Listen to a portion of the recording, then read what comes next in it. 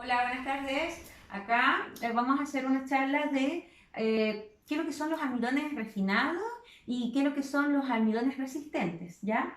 Parto con esta frase célebre de Hipócrates, el padre de la medicina, muy conocido, que decía que tu alimento sea tu medicina y tu medicina sea tu alimento. Es decir, tener mucha importancia en el tipo de alimentos que llevamos a nuestra boca. La idea es saber cómo van a ser el tipo de carbohidratos refinados, cómo regular el consumo de los carbohidratos refinados y qué es lo que van a hacer los almidones resistentes. Primera pregunta, ¿cuántos tipos de alimentos hay? Ya quiero que aprendamos y revisemos que hay tres grandes grupos de alimentos, que serían las proteínas, que son todo lo que tiene que ver con las carnes, los pescados, los huevos, las legumbres, los carbohidratos, otro tipo de alimento muy importante que serían las harinas, los tubérculos, las raíces, las pastas y las grasas, que serían también alimentos formados por carbono, hidrógeno, oxígeno, igual que los carbohidratos, y que tienen un gran almacenamiento de energías, de calorías. ¿Ya? Entonces ya tenemos clasificados estos tres tipos de alimentos. ¿Qué diantres es un carbohidrato refinado? Que tanto lo hemos escuchado y que controlemos los carbohidratos refinados, que midamos la cantidad. Ya, acá como dice la Mujer Maravilla, hay carbohidratos que son naturales. ¿Y cuáles serían ellos? Son aquellos carbohidratos que se encuentran en las frutas, en las verduras, en el arroz integral, en los granos en forma integral. ¿Y cómo lo podemos imaginar? Como si fuera un collar de perlas, ¿ya? Un collar largo de perlas, y cada una de estas perlas sería una glucosa. También hemos escuchado que la glucosa es un azúcar simple, ¿ya? Y siempre hemos escuchado de que hay que mantener los niveles de la glucosa en la sangre controlados, que si sube la glucosa, que si baja la glucosa, que al diabético se le sube mucho la glucosa. Eso hemos escuchado. ¿Y cómo podemos regularla? Entonces, nos imaginamos ese collarcito de perlas como un carbohidrato tipo almidón. Acá lo que vemos es que en la arteria vemos que puede haber un aumento de glucosa, por ejemplo, la arteria de la derecha, que se ve todas esas pelotitas, esas esferas amarillas, sería mucha glucosa. Y eso se produce cuando consumimos alimentos refinados, cuando consumimos mucho pan, mucha pasta, mucha tortilla, mucho pastel. Pero en cambio, cuando consumimos los carbohidratos naturales, como por ejemplo verduras, jugos de vegetales, jugos de verduras, ensalada, la cantidad de glucosa, como se ve, las esferas amarillas, son pocas. ¿Y por qué es tan importante mantener la cantidad de glucosa controlada y que sea en poca cantidad? Porque tiene que ver con la insulina. ¿Ya? Cuando nosotros consumimos alimentos con poca liberación de glucosa en la sangre, nosotros hablamos de carbohidratos de bajo índice glicémico. Cuando el alimento libera ese azúcar, esa glucosa, pero a una velocidad lenta, ¿ya? Entonces el cuerpo tiene la posibilidad de ir liberando la insulina de a poquitito, ¿ya? En forma regulada. ¿Qué es lo que nosotros nos ayuda a regular esta glucosa? Cuando consumimos, por ejemplo, superalimentos como el amaranto, cuando consumimos, por ejemplo, frutos rojos que controlan la liberación de la glucosa, cuando consumimos cereales, frutos secos y legumbres también, ¿ya? También cuando nosotros hablamos de estos carbohidratos refinados, nosotros hablamos de carbohidratos que han experimentado un proceso de refinamiento. O sea que el grano de trigo, por ejemplo, ha sido procesado, ha sido triturado, ha sido sometido a diferentes procesos de purificación, que ha sido cocinado, que ha sido sometido a altas temperaturas. ¿Y qué es lo que ha hecho? Que ese collar de perlas, ese collar largo, se haya fragmentado y haya aparecido la perla individual, y por lo tanto es muy fácil que esa perla que representa la glucosa se libere en grandes cantidades en la sangre. ¿Cuándo sucede eso? Cuando nosotros consumimos pizza, pan, pasteles, cuando consumimos arroz cocido, sobre todo las harinas refinadas, el azúcar blanco que es tan perjudicial para la sangre, ¿ya? Eso es un carbohidrato refinado.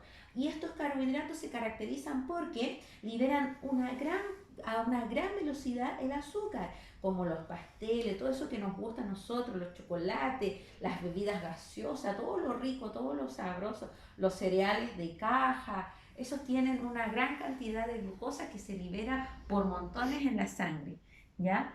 ¿Cómo tendríamos que hacerlo? Separando y seleccionando cuáles son los carbohidratos que nos convienen. ¿Cuáles son los carbohidratos que nos convienen? Los de baja liberación de azúcar en la sangre. El plátano verde, que en otros países se acostumbra a comer muchísimo en forma de tostones y tiene sus nombres. Las manzanas, sobre todo la manzana verde, tiene poca liberación de azúcar en forma muy lenta. El chocolate amargo, que se considera que tiene que ser sobre un 85% para que sea saludable, sobre todo para el cerebro.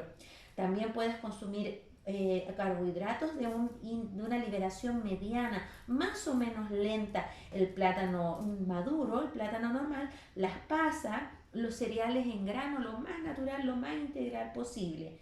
Y ahora los cereales, los carbohidratos que liberan gran cantidad de azúcar muy rápido sería todas las pastas, las harinas, los panes blancos, toda la pastelería, la bollería, ¿ya? ¿Qué es lo que pasa con los carbohidratos refinados? Que a los carbohidratos refinados lo que le han quitado es las capas que hacen que la fibra y todas las capas protectoras del grano de trigo puedan ser liberadas en forma más lenta el azúcar. Como queda a la derecha el grano más desprovisto, más desnudo, las cantidades de glucosa que se liberan a la sangre es muy rápida la velocidad. Entonces, entre comer un grano blanco de arroz y un grano integral con todas sus capas, es mucho mejor considerar el grano integral, ¿ya? La avena en grano, el amaranto en grano, el mijo es muy bueno, son superalimentos, ¿ya? ¿Qué más podemos considerar?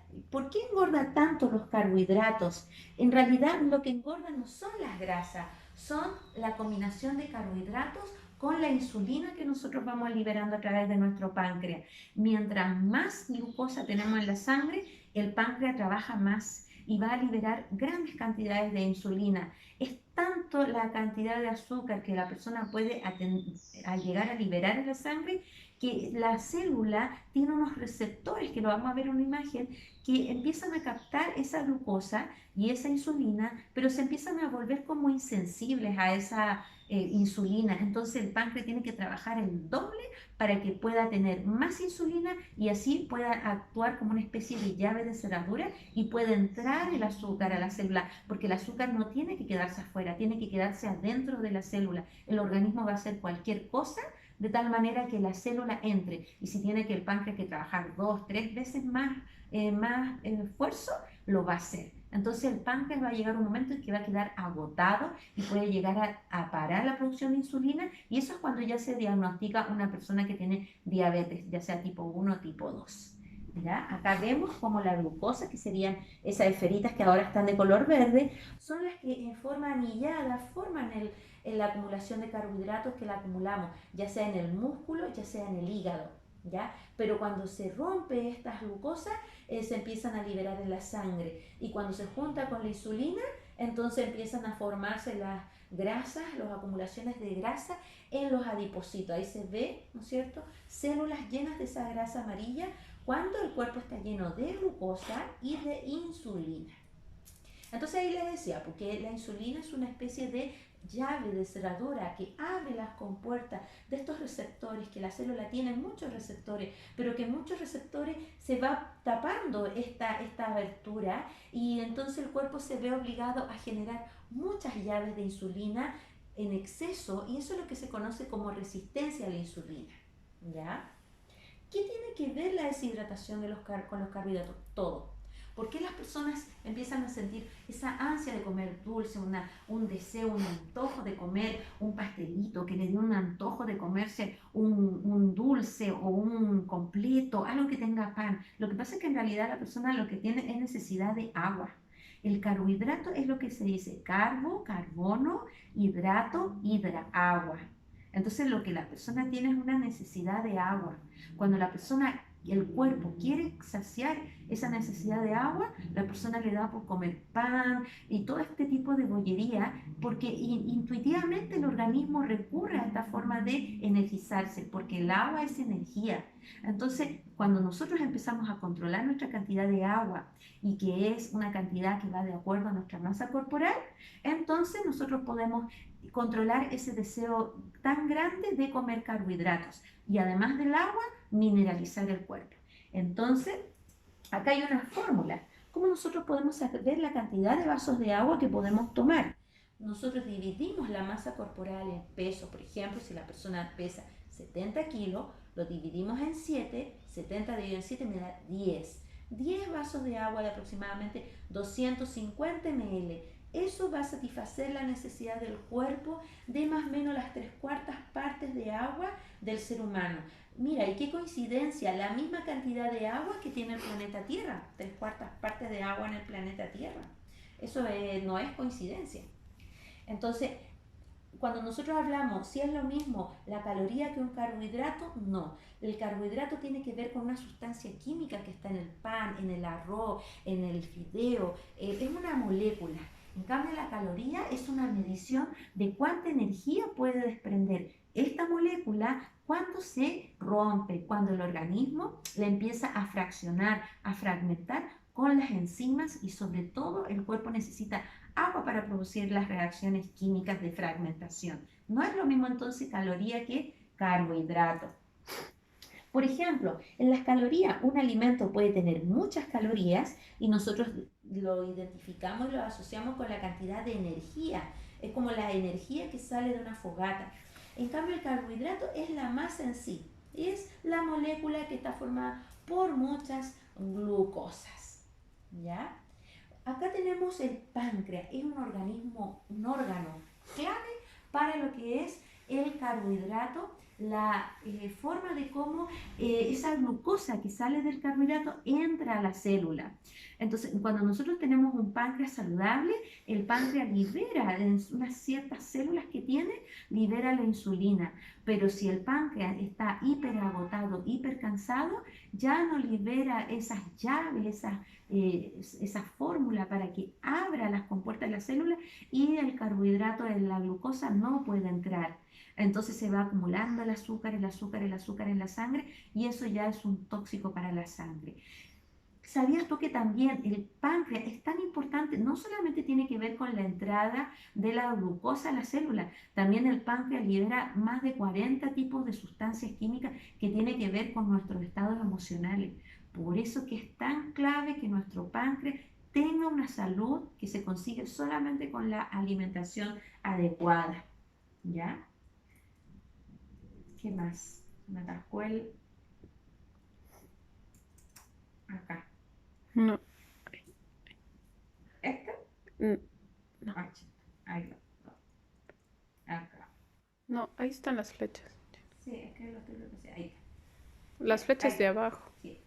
¿Cómo romper la adicción a los carbohidratos refinados? Si tú de verdad quieres mejorar tu salud, si de verdad quieres aumentar la calidad de tu vida, quieres arreglar los problemas a los riñones, quieres arreglar el problema al azúcar, quieres bajar de peso, quieres tener un sueño más controlado, más calmado, quieres regular tu estado anímico, es clave bajar el consumo de carbohidratos refinados, ¿ya? Los carbohidratos refinados provocan adicción.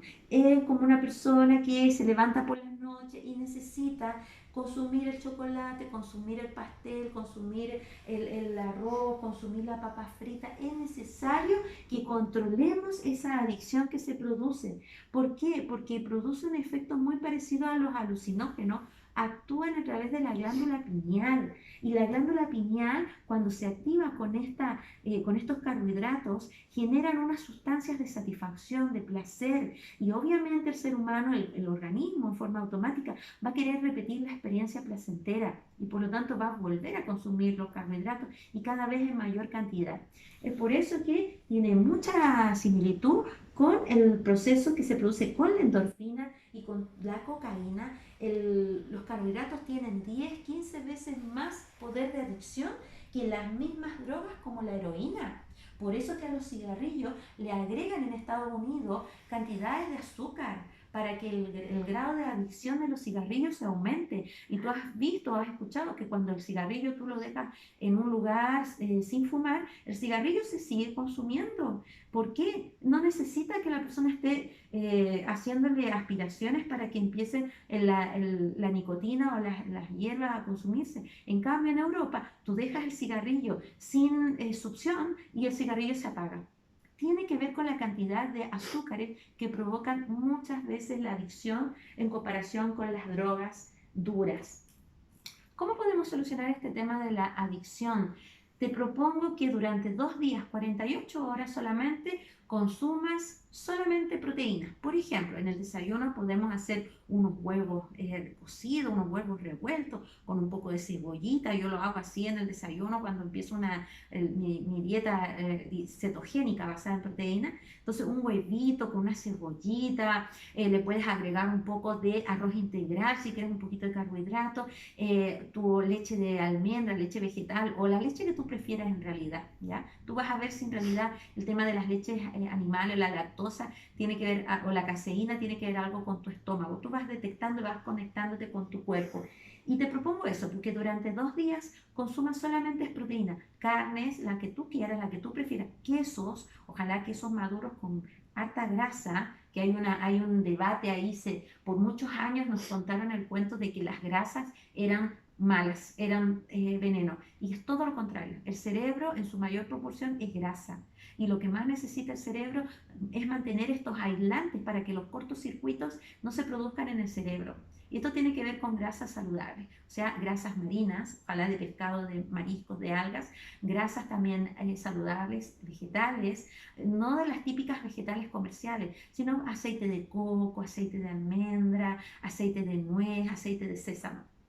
¿Ya? Te propongo eso y vas a ver que va a cambiar esa sensación, ese impulso tan fuerte de consumir carbohidratos en general, carbohidratos refinados. Ahí se me hacia abajo. De nuevo, esta. No, más esta. Ahí está dando vueltas, parece que... Sí, es que se pegó un poquito. Ahí vamos a ver que... Si ahí está dando vuelta el cursor, así que esperemos un poquito que... Está medio pegadito porque parece que teníamos varias diapositivas. Así que, bueno, entonces por eso te decía de que es importante que consumamos no solamente las carnes blancas, sino los aceites marinos. Ya, si tu sistema nervioso es un sistema nervioso muy excitado, ya sea a nivel familiar o tu propia genética, es importante que prefiera las carnes y las proteínas de pescado, ya, mariscos. Pero si tus proteínas, si tú tienes gustos por las carnes rojas, eso se recomienda más para personas que tienen un sistema nervioso más pasivo, más tranquilo, que necesitan activarse o llenarse de energía con este tipo de carnes rojas. Entonces, ahí es importante el análisis del biotipo que tienes tú como cuerpo, como organismo, ¿ya?